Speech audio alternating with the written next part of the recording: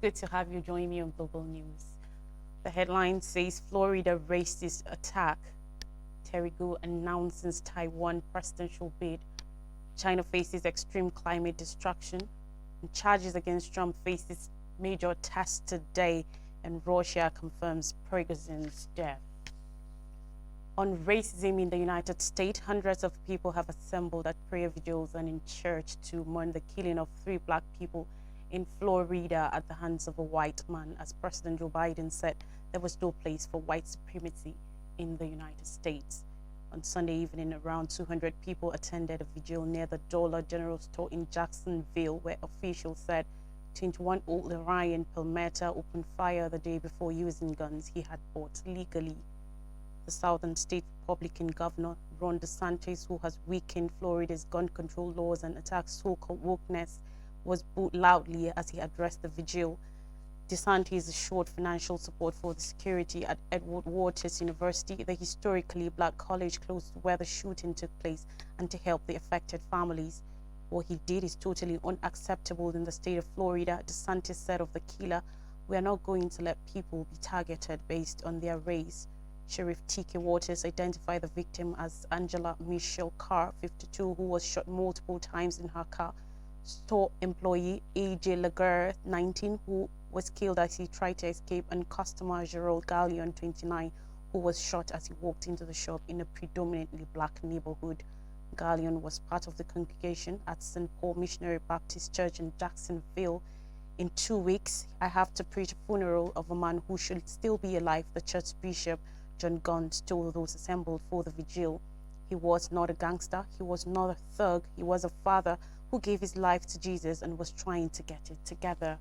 Biden noted that the firing took place on the same day the country marked the 60th anniversary of the March on Washington, scene of the Martin Luther King Jr.'s famous I Have a Dream speech. President Joe Biden said in a statement on Sunday, "We must say clearly and forcefully that white supremacy has no place in America. We must refuse to live in a country where black families go into the store or black students go into school live in fear of being gunned down because of the color of their skin," he added. The Justice Department is proving the shooting as a hate crime and an act of racially motivated violence extremism, U.S. Attorney General Merrick Garland said in a statement. According to a White House statement, Biden spoke to Jacksonville Mayor Donna Deegan and Sheriff Waters in the wake of the shooting. In both calls, he offered his full support to the people of Jacksonville. On elections, on Monday, Foxconn's Rather Billionaire founder Terry Gou announced that he will run for president of Taiwan as an independent in the election scheduled for January 2024. Gou, the self-ruled democracy's richest man, has long held political ambitions and stepped down from Foxconn in 2019 in an attempt to secure the nomination of the major opposition Kuomintang KMT in the last election. He failed in that effort and was also rejected earlier this year when the KMT, which is seen as being friendly to Beijing, chose Hu Yu, the mayor of New Taipei City, as its candidate. "I have decided to join the 2024 presidential race," Gu told the press conference. The tycoon will need to collect 290,000 signatures by November 2nd to qualify as an independent candidate and has been holding campaign-style events around Taiwan in recent months. Foxconn is one of the world's biggest contract producers of electronics and a major supplier for Apple's iPhones. Gu accused the ruling Democratic Progressive Party DPP, which has won the past 2 presidential elections, of leading Taiwan towards the danger of war and said their domestic policies also had mistakes. "Give me 4 years, and I promise that I will bring 50 years of peace to the Taiwan Strait and build the deepest foundation for the mutual trust across the strait," he said in a plea to voters. "Taiwan must not become Ukraine, and I will not let Taiwan become the next Ukraine," he said. Now, this year's summer in China has seen both severe heat and devastating floods, and the flooding this time around has hit areas where such weather has been unheard of, with scientists blaming climate change, warning that the worst is yet to come. What's more, the devastation in northeast China's Heilongjiang province has had a major effect on food supplies for the whole country. 40% of the area's famous Wuchang rice crop has been wiped out this month, visibly flattened by the volume and speed of the water. Places which should appear lush and green are today brown and dead. No less than 81 people have been killed in the recent floods, including some trying to rescue others. But the economic pain has been much wider in a country already battling to revive following 3 years of stringent coronavirus control measures. And if the government wants to measure the instant cause of not tackling climate change urgently, it needs to look further than its own statistics. In a little over a decade, the number of floods being recorded in the country has added tenfold. In the summer of 2011, there were 6 to 8 monthly floods listed in China. Last year, over 130 were recorded in July and 82 in August. The surge in flood numbers can be partly explained by China developing better systems to monitor and record flood data, according to Dr. Zhao Li from Greenpeace East Asia, but she says global warming is still clearly a major contributing factor. Fani Willis, Fulton County District Attorney, will lay out the first details of an extensive anti-racketeering case against ex-President Donald Trump, his White House Chief of Staff Mark Meadows, and 17 other co-defendants at a federal court hearing on Monday morning. This will be the first time that substantive arguments will be made in court after the 4 criminal cases brought against Trump this year. The focus of hearings, set to start at 10 o'clock a.m., is Meadows' motion to move his case to federal court and possibly have it thrown out. But it's much more than that. It could end up acting as a mini trial that determines the future of Fulton County's case against the ex-president. Willis is anticipated to preview the case that she is planning to bring against the 19 co-defendants, getting on the public record some of her evidence and legal arguments for why Trump and his allies broke the law when pressuring Georgia election officials to interfere with the 2020 results. Brad Raffensperger, Georgia Secretary of State, who received the January 2021 call from Trump to find the votes that will reverse his loss, has been subpoenaed to testify, along with an investigator in his office and 2 other lawyers who were present on the call. Talking Russia-Ukraine war, Russian authorities confirmed the death of Yevgeny Prigozhin, Wagner Group chief, putting to rest any uncertainties about whether the wily mercenary leader turned mutineer was on a plane that crashed, killing everyone on board. Russian Investigative Committee spokeswoman Svetlana Petrenko said in a statement on Sunday, genetic testing on the 10 bodies recovered at the crash site conformed to manifest for the flight. Russia's Civil Aviation Authority has said Prigozhin and some of his top lieutenants were on the list of 7 passengers and 3 crew members. The investigative committee did not specify what might have caused the business jet to plummet from the sky halfway between Moscow and St. Petersburg, Prigozhin's hometown. But the crash's timing raised suspicions of a possible Kremlin-orchestrated hit, something Russia has fervently denied. Peter Elstov, associate professor at the U.S. National Defense University and conspiracy theorists about Prigozhin still being alive, say a lot about how big a figure the Wagner Group chief was in Russia. He is becoming this iconic hero for a lot of his followers, Elstov said, according to reports. 2 months ago, Prigozhin, 62, mounted a day-long mutiny against Russia's military, leading his mercenaries from Ukraine toward Moscow. Russian President Vladimir Putin condemned the act as treason and promised punishment for those involved. The Kremlin quickly cut a deal with Prigozhin instead to end the revolt, saying he will be permitted to walk free without facing any charges and to relocate to Belarus. Questions remain about whether the former ally of Russia's leader will face a retaliation for the brief uprising that posed the biggest threat to Putin's authority during his 23-year rule. Prigozhin's second-in-command, Dmitry Utkin, as well as Wagner logistics mastermind Valery Chekalov, also were killed in the crash. Utkin was long believed to have founded Wagner and baptized the group with his nom de guerre. Here are more stories in the shores of Africa. Zimbabwe opposition alleges fraud in polls. Zimbabwe's major opposition leader has alleged blatant and gigantic fraud in the country's election after President Emmerson Mnangagwa was declared the winner, and international observers reported an environment of intimidation against voters. The Zimbabwe Electoral Commission, ZEC, late on Saturday announced Mnangagwa, 80, won a second term with 52.6% of the ballots against 44% for his main challenger, Nelson Chamisa, 45, of the Citizens Coalition for Change, CCC party.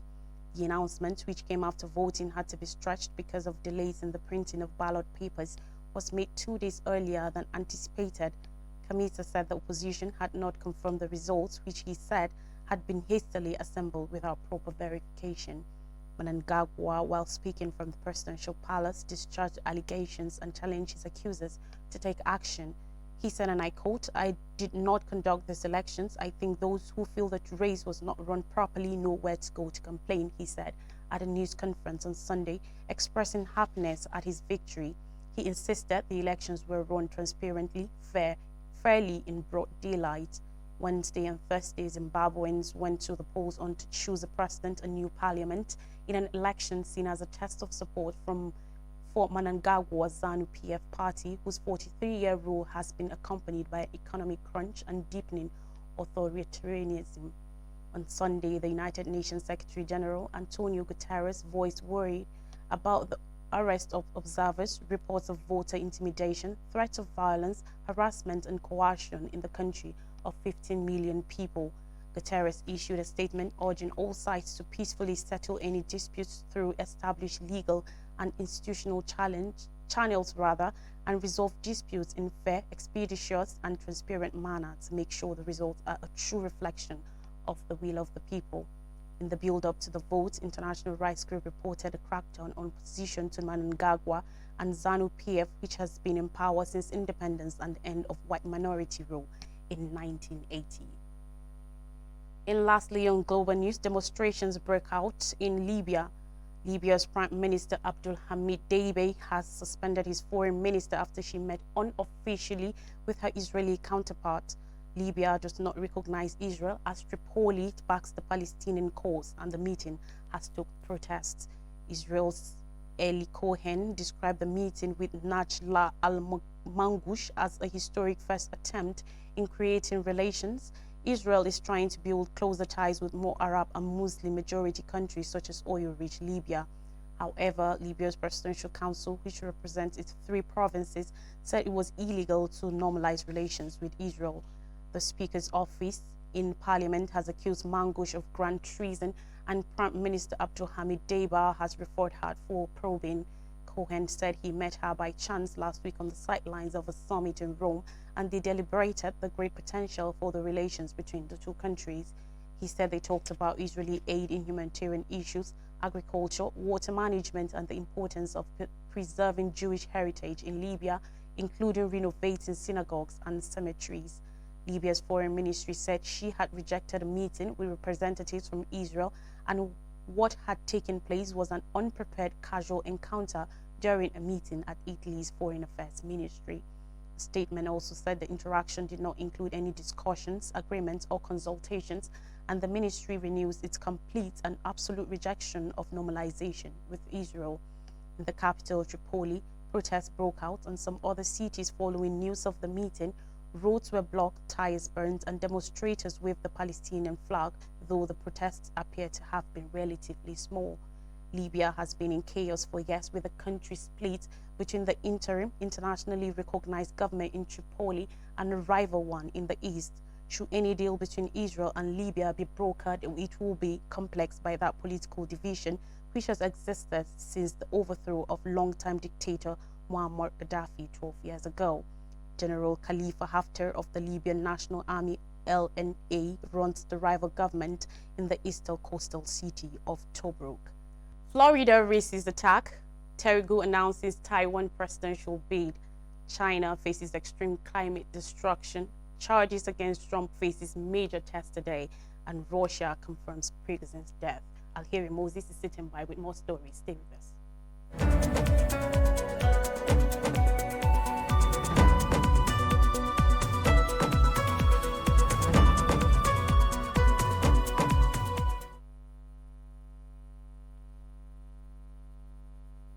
Welcome back and thanks for joining me as I bring you stories from Nigeria. In the news, flood alert, Cameroon to state set to open Lagdo Dam. Authorities at the National Emergency Management Agency have been alerted over a possible flood along the River Benue Basin in a few days. The Ministry of Foreign Affairs, in a letter dated August 31st and signed by Umar Salisu, Director of African Affairs, Umar Salisu, issued the alert. According to reports, the letter reveals plan by the Cameroonian authorities to open the floodgates of the Lac d'O Dam on the Benue River in the days ahead.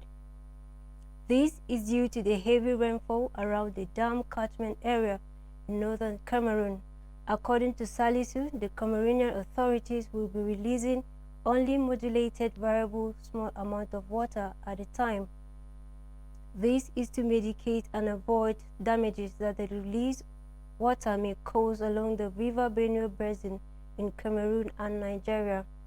The ministry therefore urged NEMA to take precautionary steps in order to decrease damages. According to the letter, in view of the above, it will be appreciated if the esteemed agency takes all the necessary proactive steps and actions that would mitigate the damage as well as sensitize the populace living in such areas for surveillance and necessary precautions, the letter added. Remember that massive flooding was witnessed in many states in Nigeria that was attributed to the release of water from the Lac d'O Dam. Reports say that a memorandum of understanding was signed in 2016 between Nigeria and Cameroon regarding the release of water from the dam. The MOU stated that Cameroon will be informing Nigeria before they open the gates to the dam. It was opened in 2019, leading to floods in Adama, Taraba, Benue, Kogi, and the Niger Delta in October and November of same year. Debt servicing with 90% revenue destructive, says Tinubu. President Bola Tinubu has declared that Nigeria will no longer withstand the economic philosophy that ensures that the wastage of 90% of its revenue on external debt service amidst several development challenges facing the country. Yesterday, Tinubu said this in Abuja while declaring open the annual conference of the Nigerian Bar Association. The president spoke on the same day the Senate unfolded a comprehensive plan that would allow the executive arm of government to generate the needed revenue to liquidate Nigeria's debt profile and adequately fund the annual national budget. Speaking spontaneous to an assembly of about 16,190 lawyers in attendance, Tinubu asked, "Can we continue to service external debts with 90% of our revenue?" According to him, and I quote, "It is a path of destruction. It is not sustainable. We must make the very difficult changes that are necessary for our country to get up from slumber and be respected among the great nations of the world." He emphasized that the prosperity Nigerians require would only occur once poverty was banished from the society, with the focus on cooperation of Nigeria's private sector leaders, many of whom were present at the opening ceremony. Speaking on the theme of the conference, Getting It Right, Charting the Course for Nigeria's Northern Building, Tinubu stressed that hard decisions must be taken to set the country on a growth road despite initial pains. Against the backdrop of the renowned judicial reforms he undertook as Lagos State Governor between 1990 and 2007, Tinubu renewed his commitment to deal conclusively with the pressing issue of remuneration for judicial officers and legal practitioners. He said through justice, reform must start with world-class salaries and benefits for legal professionals in Nigeria. The president, who stated that a new Nigeria was possible with his renewed hope agenda, said the daring steps his administration was taking to find lasting solutions to the challenges confronting the country would only yield the needed result with the cooperation of all and sundry. The president charged members of his cabinet present at the occasion to hit the ground running with NBA's theme to demonstrate his administration's resolve to operate with a change of attitude in approaching governance. The Minister of the Federal Capital Territory, Mr. Nyesom Wike, the president said, "I want to ride on your metro line. If I ask for free, don't give me. I want to ride on your metro line. If I ask for free, don't give me, but deliver for the great majority. While calling on Nigerians to arise and build the nation, he promised to do his best to turn the situation around in the country. Mr. Tony Elumelu, referring to the keynote address delivered by Chairman of United Bank for Africa PLC and Hess Holding, who he applauded for setting an agenda for economic growth and development. Tinubu lamented the inability of the country to eradicate poverty and address poor electricity supply, despite having abundance of gas. He declared that his administration would make sure that Nigerian generated and distributed the electricity the economy required to strive.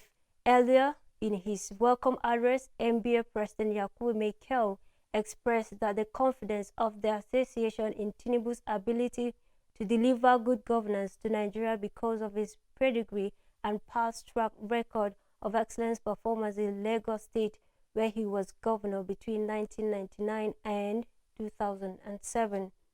In his address, Group Chairman, United Bank of Africa, and founder Tony Elumelu Foundation Elumelu, in a keynote address, stated that the task of transforming Nigeria is a drive that demands our collective dedication, building across political affiliations, ethnic differences, and socio-economic differences. While stating that building a new Nigeria was not the responsibility of government alone, he stressed that great nations began with great people and not essentially great leaders. He pointed out that Nigerians outside the shores of the country are doing great, but unfortunately, there is a huge challenge at home. Finally, FG lost Dantina on securing pipelines. The federal government has praised the management of Dantina Security Services Limited for their struggles in pipeline protection in the Niger Delta region. Senator Heniken Lukpoberi, the Minister of State for Petroleum, gave this recommendation during his tour of oil facilities in the Niger Delta. Lukpoberi, who was accompanied on a tour by the Group Managing Director of the Nigerian National Petroleum Company Limited, Mele Kyari, among other government officials, said the President Bola Ahmed Tinubu-led administration is determined to stop all forms of pipeline vandalism and oil theft in the country. The National Security Advisor Nuhu Ribadu, on his part, said the federal government will continue its partnership with Dantina Security Services Limited to control the crime of pipeline vandalism and oil theft in the Niger Delta, adding that the federal government will soon take additional steps to make sure things change for the better in pipeline security. Thanks for watching. I am Alheri Moses. Have a lovely day.